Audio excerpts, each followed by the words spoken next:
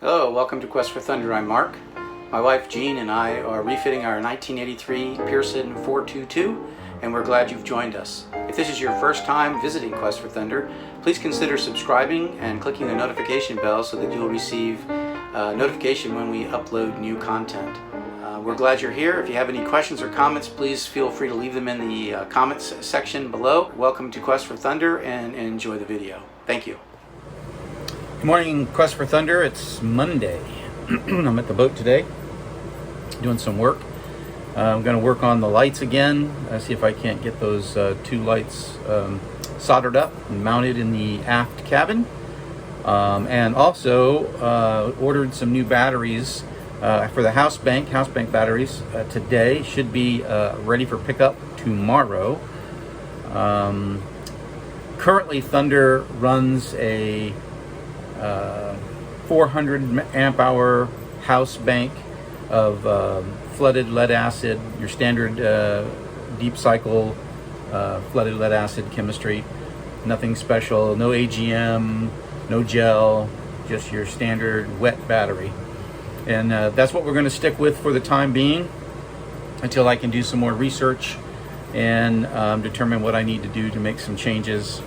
I would like to see us move to lithium, like a lot of other people are doing, but it's going to require some reconfiguration and some rewiring on this boat in order to make that happen. And I'm simply not ready to expend the energy or the resources to make that happen yet.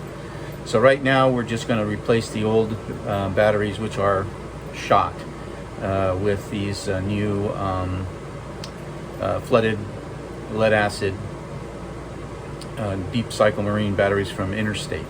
So let me show you what the current state of affairs is on our in our little house bank. This is the current setup, and these are the current old batteries. And as you can see, I don't know if this picture is going to do it justice or not, but these batteries are really in bad shape. They're really bad. They're old.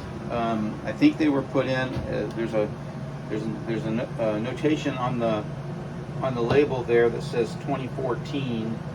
So I'm assuming that was when these batteries were replaced or put in here, was 2014, sometime in 2014. So these are 7-year-old batteries. Honestly, I don't know what the lifespan, the anticipated lifespan of a flooded lead acid marine battery should be. I don't know if it's 5 years, 10 years, what, I don't know, but these are 7. And this boat, unfortunately, was allowed to sit unattended for a good number of years. Anyway, isn't that beautiful? As I was saying, this boat was allowed to sit unattended for a good number of years. It was bought out of an estate. The owner passed away, and I think it sat probably for a good, I don't know, 6 or 7 years anyway. Probably the whole time these batteries are in here. And so we inherited the batteries not in very good shape to begin with, and I really haven't worried too much about them in the 3 years that we've owned the boat, because I knew I was going to replace them, and we weren't going anywhere because we had a lot of work to do on the boat. And so now we've come to that time where we need the batteries, and so we ordered new. And the new batteries are going to be just like those that you saw in the video. They're going to be 4D flooded lead acid wet cell batteries by the same company, in fact, by Interstate. There's a marine shipyard right literally 100 yards from my boat as the crow flies to the travel lift, and True North Marine, and they do the lion's share of the work that we have, that we farm out on the boat. They do it for us. And so I went over there, and they have a contract with Interstate, and so for a reasonable amount of money, under it was well, without tax, just straight up, was just under $600 for two, which really isn't too bad. Anyway, those will be available for me to pick them up tomorrow from the marina parts department, and then we'll hump them over here and get them installed. So that should be fun. All right.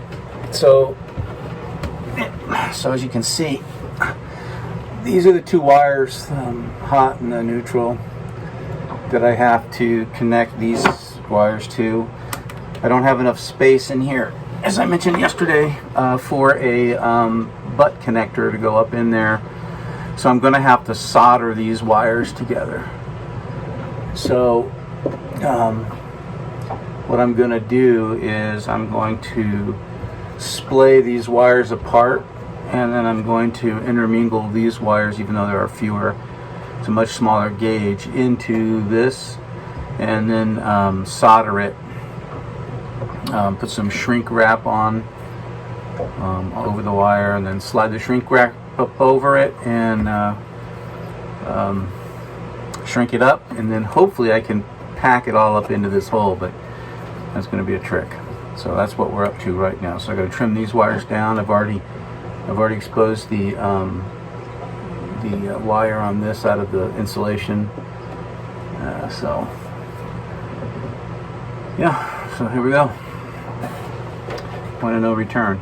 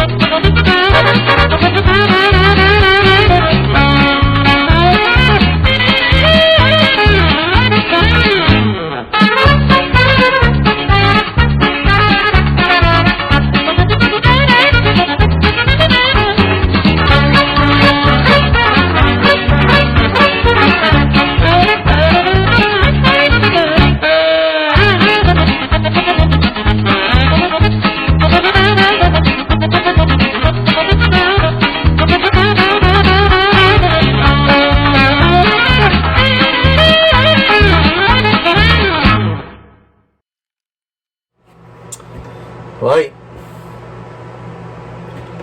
In. Hello. Way too long. Way too hard. Way too difficult. Way too much trouble. Just for something as simple as a light. It's ridiculous. Well, part of it is I'm having to work halfway upside down. The other part of it is that you don't have a space. Butt-in connectors would have been so much simpler. Guess I could have used a much larger pad. I don't know. I guess. Still have the other side to do. But I don't think I'm going to bore you with that, because that was a long time. Well, as it turns out, I was only able to get one of the lights installed. Wow, what a pain. I really need two people. It is very difficult to do it with one hand. I've got to hold the solder, then I've got to try to get the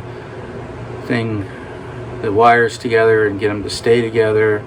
Yeah, this is definitely not a one-person job. I need two people because it's hanging. So I'm gonna have to wait on the other side. I worked on it a little bit, but it just was turning into be the same issue with the first one, which really just took forever. And I just had better things to do. So I went ahead and left it, and did a few other things. I needed to clean up the forward cabin and get an inventory of the pieces of wood I had up there, because I'm going to need some trim pieces for various places around the boat. And so I just went ahead and took care of that, and so that's going to call it's going on 4:30, so I'm going to go ahead and call it a day. So thanks again for joining us and for watching this video. We appreciate it. As always, please share with your friends, family, co-workers, sailing enthusiasts, DIY enthusiasts, and also, if you would please endeavor to watch the videos all the way to the end. For some weird reason, it helps with the super weird YouTube algorithm and helps the channel.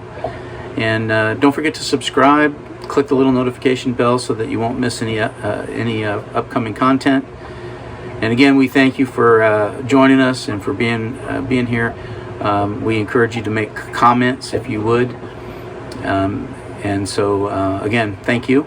And from the crew of Thunder, fair winds and following seas. Bye.